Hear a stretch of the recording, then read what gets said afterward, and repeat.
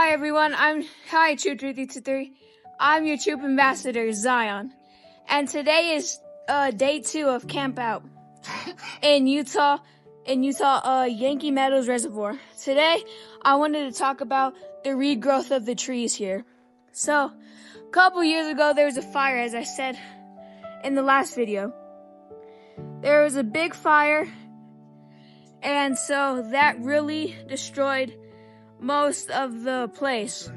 So basically it's regrowing, so it's pretty much nature taking its place and allowing the trees to regrow. And God is also a part of that, because if God is gonna rebuild trees, he's gonna rebuild it 3, 4, 5 times better than it was already was.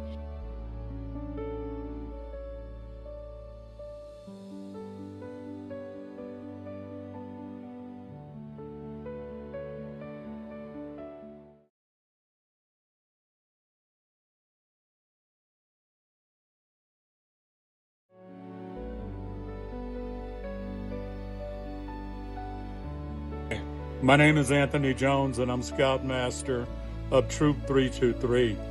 Just like Xion said, with God restoring the forests and restoring the trees, just like he could do that, he can also do the same in your life.